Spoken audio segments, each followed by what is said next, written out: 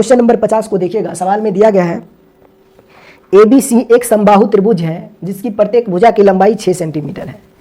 यदि 1 सेंटीमीटर त्रिज्या वाला एक वृत्त त्रिभुज के भीतर किनारों के साथ बना हुआ है तो वृत्त के केंद्र का बिंदु डैश की भुजा वाला एक समबाहु त्रिभुज होगा। ये आपसे पूछा जा रहा है। देखिए सवाल को फिर से समझिए। सवाल में बोला गया है कि ABC एक समबाहु त्रिभुज है जिसकी प्रत्येक भुजा की लंबाई 6 सेंटीमीटर है। इस समबाहु त्रिभुज के प्रत्येक किनारा से 1 सेंटीमीटर त्रिज्या वाला एक एक वृत्त खींचा जाता है।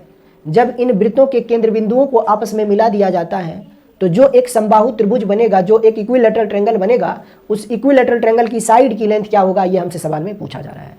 जो एक समबाहु त्रिभुज बनेगा उस समबाहु त्रिभुज की भुजा की लंबाई क्या होगी, ये हमसे सवाल में पूछा गया है। अब देखिए मैं उम्मीद करूंगा कि आप सवाल समझ गए होंगे, और सवाल अभी भी आपको समझ में नहीं आया है तो चलिए मैं फिगर जब ड्रॉ करूंगा तो वहां पे चीजें अच्छे से आपको समझ में आएगी। सवाल में बोला गया है कि ABC एक समबाहु त्रिभुज है। Question number 50। क्वेश्चन नंबर 50 को देखिएगा। सवाल में बोला गया है कि ABC एक समबाहु त्रिभुज है। ABC एक समबाहु त्रिभुज है। फिगर को अच्छे से समझिएगा, फिगर में ही सब कुछ दिया गया है। ABC एक समबाहु त्रिभुज है और इस समबाहु त्रिभुज की प्रत्येक भुजा की लंबाई 6 सेंटीमीटर है। यह भी सवाल में हमें दिया गया है। अब आगे सवाल में दिया गया है कि इस समबाहु त्रिभुज के प्रत्येक किनारा से 1 सेंटीमीटर त्रिज्या वाला एक वृत्त खींच दिया जाता है। तो चूंकि ये त्रिभुज है, ABC एक त्रिभुज है, तो किसी भी त्रिभुज के 3 किनारे होते हैं, तो उन तीनों किनारा पर अगर 1-1 सेंटीमीटर त्रिज्या वाला आप वृत्त खींचोगे तो 3 वृत्त खींचा जाएगा। एक वृत्त यहाँ पर, एक वृत्त यहाँ पर और एक वृत्त यहाँ पर। अब जब इन तीनों वृत्त के केंद्र बिंदुओं को आपस में ज्वाइंट कर दोगे तो जो एक इक्विलैटरल ट्रायंगल बनेगा, उस इक्विलैटरल ट्रायंगल की साइड की लेंथ क्या होगी, ये हमसे सवाल में पूछा जा रहा है। तो चलिए सबसे पहले मैं इसके तीनों कॉर्नर पर 1-1 सेंटीमीटर त्रिज्या वाला एक सर्कल में खींच देता हूँ। तो चलिए यहाँ पर भी मैं एक सर्कल खींच देता हूँ जो कि जिसकी रेडियस 1 सेंटीमीटर होगा। यहाँ पर भी मैं एक सर्कल खींच देता हूँ जिसकी रेडियस 1 सेंटीमीटर होगा, और यहाँ पर भी मैं 1 सेंटीमीटर त्रिज्या वाला एक वृत्त खींच देता हूँ। अब इन तीनों वृत्त की त्रिज्याएं जो है वह आपस में समान है, ये सवाल में हमें दिया गया है। मान लीजिए इस वृत्त का केंद्र बिंदु ये है, इस वृत्त का केंद्र बिंदु ये है और इस वृत्त का केंद्र बिंदु ये है। तो जब इन वृत्तों के, इन तीनों वृत्त के केंद्र बिंदुओं को आपस में मिला दीजिएगा इस प्रकार से, तो जो एक समबाहु त्रिभुज बनेगा ऐसे करके, जो एक समबाहु त्रिभुज बनेगा ऐसे करके, मान लीजिए इस समबाहु त्रिभुज का नाम मैं दे देता हूँ P, यहाँ पर ये Q है और ये हमारा R है। जो यहाँ पर एक ट्रायंगल बन रहा है PQR, इस PQ ट्रायंगल का, चूंकि ये ट्रायंगल PQR जो है ना वह इक्विलैटरल ट्रायंगल है। सवाल में दिया गया है कि जब इन वृत्तों के केंद्र बिंदुओं को आपस में मिला दोगे तो एक समबाहु त्रिभुज बनेगा। उस समबाहु त्रिभुज की भुजा की लंबाई क्या होगी, ये हमसे सवाल में पूछा जा रहा है। यानी A की वैल्यू हमसे पूछा जा रहा है। जो ट्रायंगल PQR बन रहा है, जो इक्विलैटरल ट्रायंगल PQR बन रहा है, इस इक्विलैटरल ट्रायंगल की साइड की लेंथ क्या होगी, ये हमसे सवाल में पूछा जा रहा है। अब देखिए सवाल आप अच्छे से समझ गए होंगे।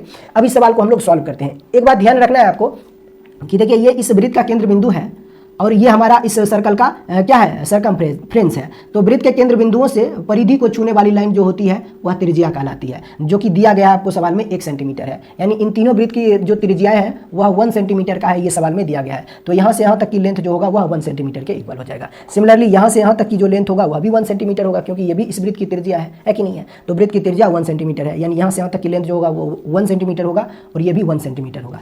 हमें पता करना है यहाँ से यहाँ तक की लेंथ, OR की लेंथ हमें पता करना है। जितना OR की लेंथ होगा उतना ही OP का होगा, उतना ही PR का होगा, क्योंकि ये इक्विलैटरल ट्रायंगल है जिसकी सभी साइडें आपस में इक्वल होती हैं। अब मुझे इस सवाल को सॉल्व करने से पहले आपको कुछ बेसिक प्रॉपर्टी समझाना होगा। देखिए सबसे पहली बात तो ये कि ये हमारा इस वृत्त का केंद्र बिंदु है और ये हमारा इस वृत्त की परिधि है, और ध्यान रहे कि ये इस सर्कल का जो है ना वो टेंजेंट भी है। मैं मान लेता हूँ ये जो पॉइंट है ना, इस पॉइंट को मैं नाम दे देता हूँ M।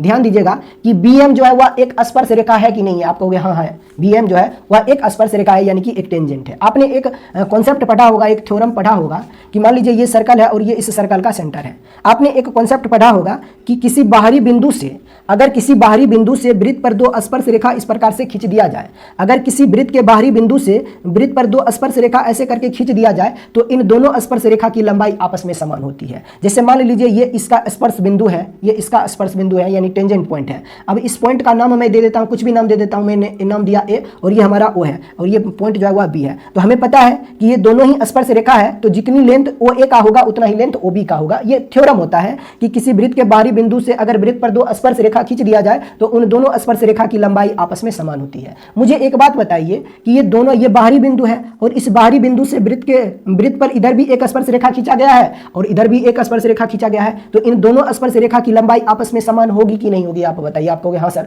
बिल्कुल होगा। तो इस पॉइंट को आपने m नाम दिया है, इस पॉइंट को मैं नाम देता हूं n। ये हमारा टेंजेंट पॉइंट है, स्पर्श बिंदु है। तो जितनी लेंथ bm का होगा उतना ही लेंथ bn का होगा, जितनी लंबाई bm की होगी उतनी लंबाई bn की भी होगी। ये थ्योरम होता है कि किसी बाहरी बिंदु से वृत्त पर दो स्पर्श रेखा की लंबाई आपस में समान होती है। ठीक है, अब एक कंसेप्ट आपने फिर से पढ़ा होगा, इसी में छुपा हुआ है कि अगर वृत्त के केंद्र बिंदु से स्पर्श बिंदु को अगर आप मिलाते हो, वृत्त के केंद्र बिंदु से अगर आप स्पर्श बिंदु को मिलाते हो तो ये स्पर्श बिंदु के साथ 90 डिग्री का कोण बनाती है। अब चूंकि ये वृत्त के केंद्र बिंदु से परिधि को छूने वाली लाइन है तो त्रिज्या कहलाएगी। तो थ्योरम होता है कि वृत्त के केंद्र बिंदु से स्पर्श बिंदु को मिलाने वाली रेखा, वृत्त के केंद्र बिंदु से स्पर्श बिंदु को मिलाने वाली रेखा जो होती है वह इसके साथ 90 डिग्री का कोण बनाती है, स्पर्श रेखा के साथ 90 डिग्री का कोण बनाती है। तो यहाँ पर ये जो रेखा है वृत्त के केंद्र बिंदु से स्पर्श बिंदु को मिला रही है, तो यहाँ पे 90 डिग्री का कोण बनेगा कि नहीं बनेगा? आप कहोगे सर बिल्कुल बनेगा, ये कॉन्सेप्ट होता है। ठीक है, यहाँ पे 90 डिग्री का एंगल बनेगा। अब एक बात और आपको पता होगा कि चूंकि ABC एक समबाहु त्रिभुज है, ABC एक इक्विलेटरल ट्रायंगल है जिसके प्रत्येक कोण जो होते हैं वह 60 डिग्री का होता है, जिसका प्रत्येक कोण जो होगा वह 60 डिग्री का होता है। तो ये भी पूरा कोण जो होगा वह आपका 60 डिग्री का होगा, इसमें भी कोई दिक्कत आपको नहीं होना चाहिए। आप कहोगे सर बिल्कुल, ये बात तो हमें पता ही है।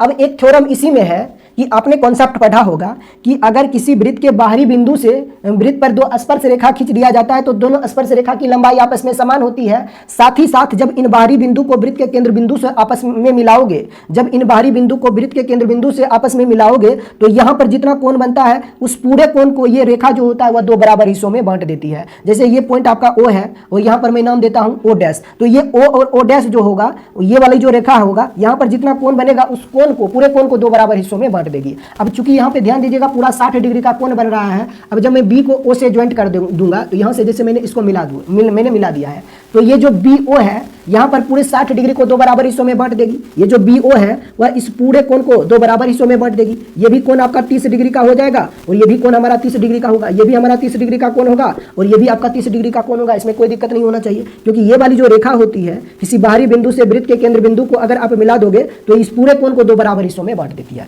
अब बताइए, यहाँ पर एक ट्रायंगल बन रहा है, ट्रायंगल OMB जो है वह एक राइट एंगल ट्रायंगल है जिसमें ये एंगल 90 डिग्री है और ये 30 डिग्री है, तो ये पूरा कोण जो होगा वह 60 डिग्री का होगा। ये आपको पता होगा। और ध्यान रहे कि ये वाली साइड जो है वो अपने को पता है कितना है, 1 सेंटीमीटर है, क्योंकि सर्कल का रेडियस है। अब हो गया। अब देखिए सवाल को हम कैसे चुटकियों में सॉल्व करते हैं वो देखिएगा। अब एक चीज और आपने पढ़ा होगा, राइट एंगल ट्रायंगल की प्रॉपर्टी है कि किसी भी समकोण त्रिभुज में अगर तीनों कोण आपको पता हो और जो तीनों कोण अगर आपको पता हो, जैसे मान लीजिए ये 90 डिग्री है और ये हमारा 30 डिग्री है और ये हमारा 60 डिग्री है, तो ये तीनों कोण जो है वह सामने वाली भुजा को किस अनुपात में बांटेगा ये बताइए। किसी भी समकोण त्रिभुज में एक कोण अगर, चूंकि समकोण है तो एक कोण तो 90 डिग्री होगा ही होगा, अगर बाकी के दोनों कोण 30 डिग्री और 60 डिग्री है तो ये भुजाओं के साथ जो अनुपात बनाता है ना वह बनाता है 2:1/√3 का। मतलब ये कि अगर किसी भी समकोण त्रिभुज में एक कोण अगर 30 डिग्री है तो चूंकि एक कोण तो 90 डिग्री होगा, क्योंकि समकोण का मतलब ही होता है 90 डिग्री, तो 90 डिग्री के सामने वाली भुजा जो होगा वह उसकी लंबाई अगर 2 यूनिट का होगा तो 30 डिग्री के सामने वाली उस भुजा की लेंथ जो होगा वह 1 यूनिट का होगा। यानी इस भुजा की लंबाई अगर 1 यूनिट है तो इस वाली भुजा की लेंथ जो होगा वह 2 यूनिट होगा और 60 डिग्री के सामने वाली इस भुजा की लेंथ जो होगा वह √3 यूनिट होता है। ये इसकी साइड का रेशियो होता है। किसी भी राइट एंगल ट्रायंगल में अगर तीनों एंगल आपको पता है, एक एंगल 30 डिग्री, बाकी के एक एंगल 60 डिग्री और एक एंगल तो 90 डिग्री है,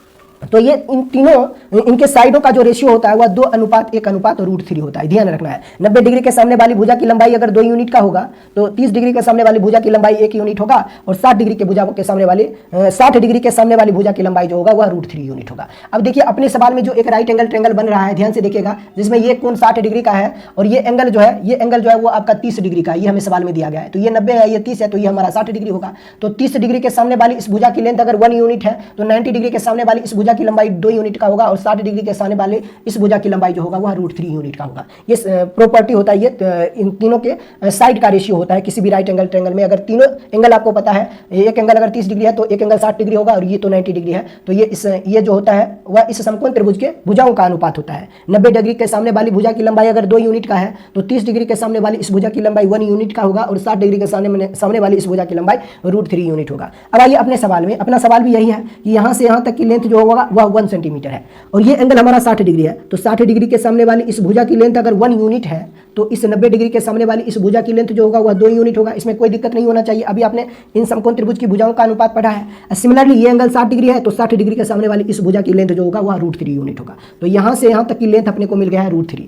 BM की लेंथ अपने को मिल गया है √3। अब आप बताइए जरा कि ये तीनों वृत्त की त्रिज्याएं आपस में समान है, तो यहाँ से यहाँ तक की लेंथ अगर √3 है तो यहाँ से यहाँ तक की लेंथ जो होगा वह भी √3 होगा। इसमें कोई दिक्कत नहीं है। सिमिलरली यहाँ से अगर आप इसको ज्वाइंट कर दोगे यहाँ पे 90 डिग्री, तो ये वाला जो साइड होगा वह भी √3 होगा। यहाँ से इसको जब आप ज्वाइंट कर दीजिएगा तो ये भी आपका √3 हो जाएगा। ठीक है, अब इसको जब ऐसे करके आप यहाँ पे ज्वाइंट कर दीजिएगा तो ये भी आपका √3 होगा। तो हमसे पूछा क्या जा रहा है? हमसे पूछा जा रहा है ये वाला डिस्टेंस। आप देखिए ये जो कर्व बन रहा है, इस कर्व की लेंथ, क्योंकि जितनी लेंथ इसका होगा उतना ही लेंथ इसका होगा, तो इस कर्व की लेंथ कितना हो जाएगा ये बताइए। इस यहाँ पे मान लीजिए ना एक लेंथ है, इस पॉइंट को मैं नाम दे देता हूँ x, हमें चाहिए mx की लेंथ। तो इस mx की जो लेंथ होगा वह OR के बराबर होगा, क्योंकि दोनों इक्विलेटरल ट्रायंगल की साइड है तो दोनों आपस में पैरेलल हो जाएगा। तो जितनी लंबाई OR की होगी उतनी ही लेंथ mx की होगी। अगर मुझे mx की लेंथ चाहिए तो मैं क्या करता हूँ कि इस पूरे बड़े वाले ट्रायंगल में, इस समबाहु त्रिभुज ABC के इस भुजा में से इन दोनों छोटी भुजाओं को मैं माइनस कर देता हूँ, यानी कि इस BC में से इस भुजा को और इस भुजा को मैं आपस में माइनस कर देता हूँ। देखिएगा ध्यान से मैं क्या कहना क्या चाह रहा हूँ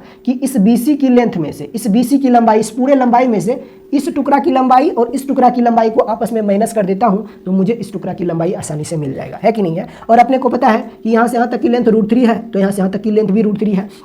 तो जब BC में से इन दोनों टुकड़ा की लंबाई को आपस में माइनस करोगे तो mx की लेंथ आपको मिल जाएगा। और ये जो mx की लेंथ हो जाएगा वह कितना होगा, तो इस यहाँ से यहाँ तक की लंबाई, ध्यान दीजिएगा, यहाँ से mx की लेंथ जो होगा वह OR के बराबर होगा। तो इस mx की लेंथ जो होगा वह पूरे बड़े वाले साइड में से, यानी कि BC में से आपको माइनस कर देना है कौन सा, CX जोड़ BM, इन दोनों को जोड़कर BC में से माइनस कर देना है। तो यहाँ से यहाँ तक की लंबाई √3 है और यहाँ से यहाँ तक की लंबाई भी √3 है, तो जो दोनों को जोड़ोगे तो क्या हो जाएगा, 2√3 हो जाएगा, यही होगा। और BC की लेंथ जो है वह कितना है, 6 है, तो mx की लेंथ जो होगा वह होगा 6 - 2√3।